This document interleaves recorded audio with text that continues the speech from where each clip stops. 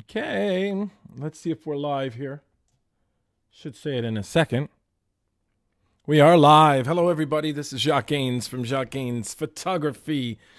How are y'all? How are y'all? Hey, everybody. Listen, I'm back from New York City. I went to New York City. I went on a trip, and it was kind of fun. It was kind of cool. And I brought my X-T20, and I brought the 1855. Two great cameras. And today I just wanted to sit down and talk with you about what it's like to shoot with the this camera right here, the G7X, which I had fun with, and the X-T20. So, but before I start, I'd like to tell you guys that, and put on the teaser, here we go, that JGP is all about getting the shot, but it's also about the journey getting there. If you guys can, smash that like button and smash that subscribe button, because each of those things help me out, support my channel, and we get on the move, and I love that stuff. Also, another thing I will be talking about today, as I want you guys to check out my 4 great Fujinon lenses video. It's just about the Fuji lenses that I really do like by Fuji and why I like them. And it's also considering the fact that whether you have a large budget or a small budget. Therefore, there it is. Now, a couple of things I'm going to be talking about today is that X100, the Fujifilm X100F. I'm going to be talking about that today because of the following reasons, and I'll tell you why. Because the X100F, I made a video called 5 Reasons Why I Bought the Fujifilm X100F. And I speak to you guys. And by the way, I just want to mention 5 reasons it's over. So everyone complaining about my channel having 50,000 5 reason videos, you know what? First of all, you're right. And secondly, I'm going to stop doing that. But it really did just so happen that all the reasons why I bought a camera, sold a camera, got a Canon lens, bought a compact camera, the amount of reasons it turned out to was always 5. So please don't blame me. But anyways, back to my point is that I made this video on the 5 reasons why I bought the Fujifilm X100F. And then I talked about how it was just an amazing street camera and how I loved it. And then after that, I made this video. 5 reasons why I'm selling my X100F already. Let me tell you something, guys. I have never seen, hey Jack, you still have snow in April. Yes, I do. In fact, I got a shot of that. I'll show you in a minute. Give me a second there, Ian. It won't be long. But so I made this video called 5 Reasons Why I'm Selling My X100F Already. Now, first of all, you guys lost it on me. You got really mad and it was uncool and you didn't think it was that great of a thing. But I just want to tell you guys that, first of all, I sold the X100F, but not because it's a bad camera. I sold the 100F because it was just not the camera for me and the needs I had at the time. Don't worry, I'm not going to be announcing that I rebought the camera, by the way. But anyways, I'm going to get into that a bit because I'm going to talk to you about New York City and the street photography shots I took over there and how good the X100F really is, the quality of the shots I did get when I did have it. Now, just for the hell of it, I decided to show you guys. It's April 7th, people, but I pointed my camera outside. Look at that. Oh, man. Now, Ian Casanova, can you see what I'm seeing right here? Sorry, everybody, I'm laughing. I should be continuing on this live stream, but this is what's happening in Quebec City right now, Quebec City, Canada. For some reason, it just keeps on snowing. And I guess in the upper atmosphere, it's just bone cold. But down here, we're above 0. We're above freezing, but it just keeps on snowing. And it's April 7th. So it's kind of discouraging to watch all this stuff go. But I said, why not show the people my, what's happening in the weather-wise, and then talk to you live and tell you what I think about these cameras. So, back to my point. Well, what I wanted to say was that the X100F for me didn't work out, mostly because of the reasons that it's amazing for. And yes, that sounds very weird, but the X100F has a fixed focal 23 millimeter. I believe it's f2. I think so. And the fixed lens on the front is quality, the likes you would not believe. It's unbelievably great quality. And for some of the shots, let me show you some of the shots. Let me get to here. Let me see where I had a thing where it's just me. Obviously, I didn't do that. What a mess. Hey, let me try to get this going, guys. I'll try to get a scene here. Sorry about the blackness. Sources, screen capture. Sources, device webcam. Okay, here we go. Okay, yeah, there we go. Listen, I'm going to go in bridge here. There you go. Sorry about that, everybody. And I will also put a source, which will be me talking to you guys. So go to webcam, video, Logic Brio. There you go. I'm doing this live. This is crazy. This is stupid. But anyways, so what I'm going to do with you guys is go into... What is going on? This is nuts. Okay, sources. Screen capture. I took the wrong... Give me a second, guys. Okay, give me a second. No. Get out of there. There you go. Sources. Screen capture. I can't capture the screen. There you go. Aha! There you go. I'll put the Brio on top. There I am on top, everybody. Okay.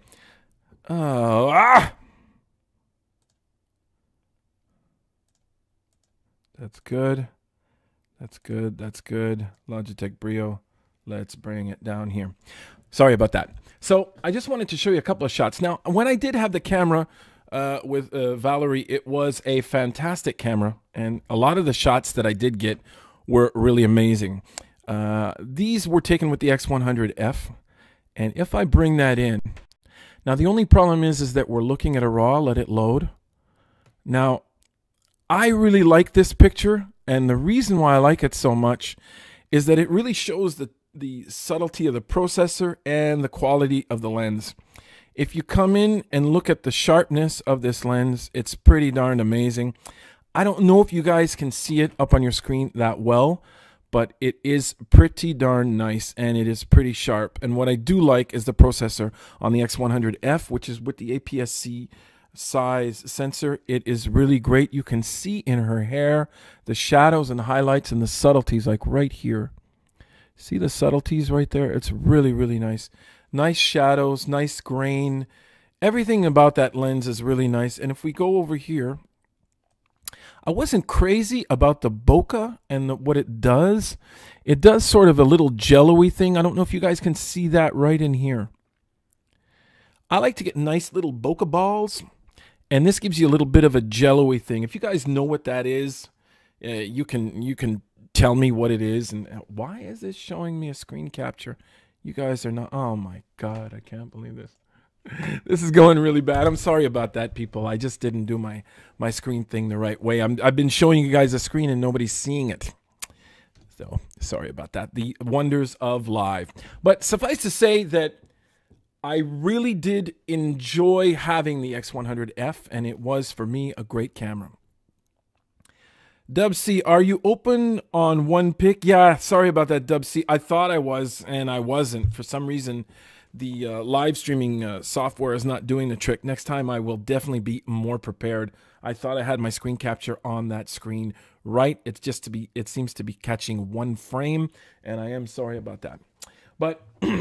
First of all, I just wanted to mention right off the bat, maybe I'm disorganized right now and it's coming back together. My head is coming back together. So I just wanted to talk about this camera right here. I don't know if you guys checked it out, but I did mention that the G7X Mark II actually beat out the X-T20. Yes, there's a bit of clickbait in what I was saying. Let me show everybody that outside in the snow that's going on. Yes, there's a bit of clickbait on what I was saying, but at the same time, it was kind of true that it did the G7X, because of the type of trip I was doing with my family.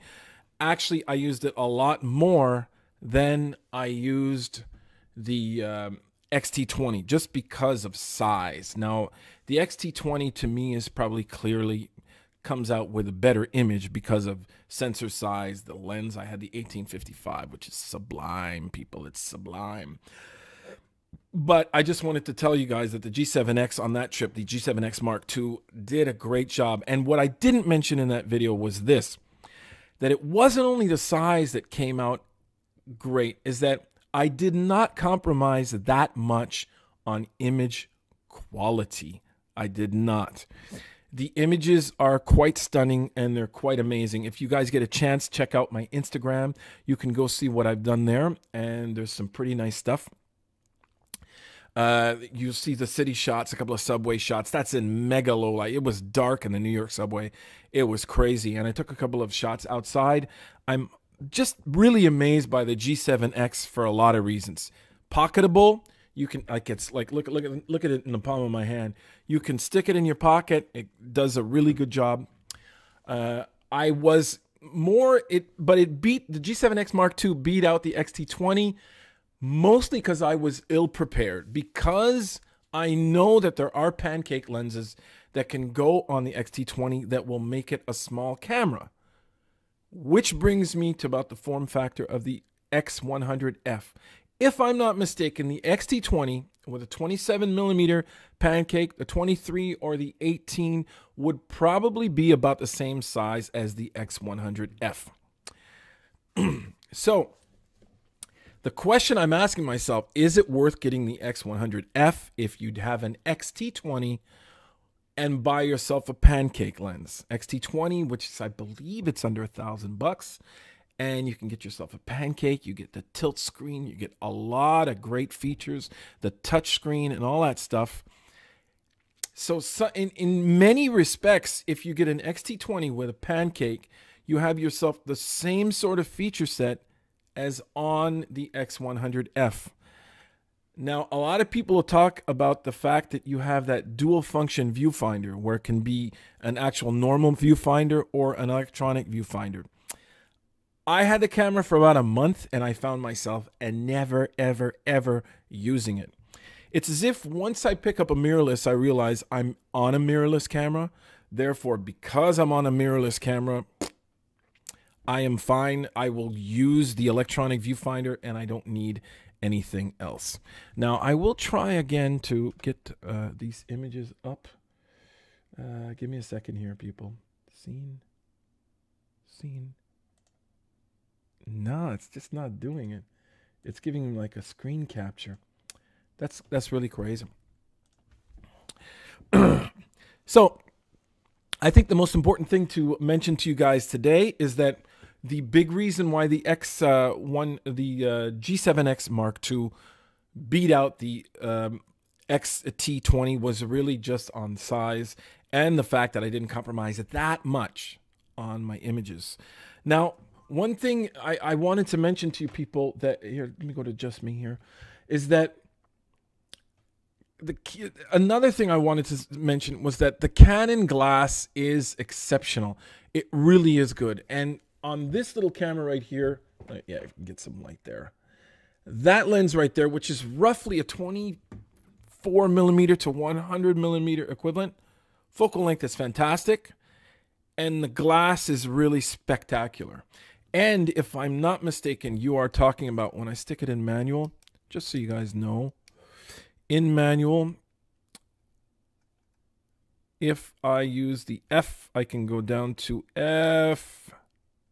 Let me widen it. F1.8, guys. If I zoom it in, okay. Zoomed in fully at 100mm, you're at F2.8. So it's a variable F, but it's a variable F that's extremely wide open. The only critiques I'd have on this camera, and I will show you again, I promise you guys I'll be way more prepared for my live stream the next time, is the fact that a lot of stuff you have to touch, you have to pick via the touch screen right here. So you can go get your F and stuff like that. You can use this. There's a knob right here to change the actual values. And you can also use the front ring to change the values as well. But what happens is that you keep on changing functions of the front ring.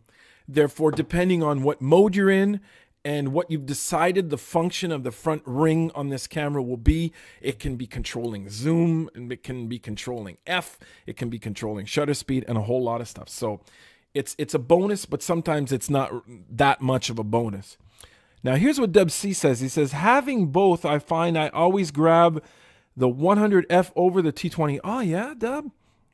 When I walk out the door. But why? Mostly due to size and me wanting to do street pics. But that's my question, Dub. Now answer this. If you have the X-T20 with a pancake on it, like a 27, or I believe there's a 23. Is there a 23? Please confirm. I'm not sure. But if you have that, doesn't that give you basically the same size? Because I use it with the 18-55, which was a big mistake. It was way too big. Now here's what he's... So Dub, answer me that question. If the X-T20 has a pancake on it, aren't we in the same realm of size? That's the first question I have. Okay, I got someone over here also asking me a little question. I'll try to say this right. Matuez Liska. Do you think X100F is mostly a street photo camera, or could it be a good choice as a travel camera in general? Yes, I think the answer to that question is yes. It's got a great overall focal length. Now, as street, it's like total. Well, to me, it's not ultimate, but it's pretty darn good. If it had a tilt screen, it would be perfect. It would be a perfect street camera. But that tilt screen for me, when I was using the X100, when I was using the G7X, was something that was really beneficial to me. It was really candid, and I could do some great shots. But as a travel camera, I think, for example, the X-T20 with a variable zoom that's high quality might be a better pick. But you're starting to get big. But the 18-55 for travel, I did a video on that. It's definitely a bonus for traveling. To get the shot you need, you're going to need to go wide out, and you might want to zoom in wherever you're at. Remember that when you go to a different country, you don't know the customs, you don't know who you're dealing with. Let's show some people some snow. You don't know the customs, you don't know what people are dealing with, so sometimes you do want to zoom and not necessarily go in, and with that 23mm equivalent, you do have to get in there sometimes. You have to get in there. So I would say definitely a street camera. You can get used to the fact it doesn't have the tilt screen, but at the same time, it's not ideal for travel. You might want to think of something else. It could definitely be a complementary camera for travel. I'm thinking of a cruise or something like that. You leave it in the hotel room, and sometimes you know you're just going to be out in the street in a more civilized place where there's a lot of people. You bring that, or you can bring a zoom later on. Okay. Yeah, so yeah, it was a good question. Now, here's another thing. The lens of the X100F is better. Oh, yeah. Okay, it's better than the 23mm pancake. Plus, the only edge to the T20 is the tilt screen. Yes, I guess so. But it's not a major thing for you. Okay. I just got so used to working with tilt screens. It's just crazy. I've gotten used to that whole thing. Now, that video I made, which, let me see, where I go to sold right here. 5 reasons why I'm selling the X100F. I remember on that video, I also mentioned to people that I was really considering getting the XE3, because I was saying to myself, that is really just an X100F with an interchangeable lens. And on this video, I do talk about the fact that interchangeable lenses is a real mega bonus. But I looked at the specs and the price, and I said, well, I might as well just get an X-T20. So that's what happened to me there. So Dub C, thanks for that information. That the fixed focal on the 23 that comes with the X100F is probably a lot better than the interchangeable pancake lens that you can get. It's always good to know. So there it is, guys. Let me go back to the snow. I just find that so funny. Listen, pardon me, guys, for my disorganization. It was a bit disorganized here today, but what I really was trying to say to you guys is, don't be mad at me about buying the X100F in 1 month and then reselling it. It has nothing to do with the fact whether the camera's good or not. I know it's an excellent camera, but everyone has their needs and what their workflow and what they're working on at one point in time in their life. Which means, and which brings me to this next point, is who knows? I might need an X100F in a year, 2 years. I mean, I got people so bitter right now. I made a video the other day which was called Why I Will Not Buy the XH1. And I had at least 10 comments. No, a good 5 comments on that video of guys saying, watch this turd come out with another 5 reasons why he went out and bought the XH1 anyway. So please, I'm not a traitor, guys. It's just I decided to make a video on both decisions. I think as photographers, we tend to be a bit fickle. And we see stuff come up and we say, hey, that's the answer to our prayers. And then after that, we realize, well, maybe not. It wasn't the right thing for us. So that's it. Before I leave you guys, there's a couple of other things I wanted to mention. Is this camera right here. Oh, that's the one that's actually filming everybody outside. Let me just keep it there. Yes, I just wanted to mention to you guys that I will be talking about the Panasonic FZ2500 bridge camera, which I'm about to sell.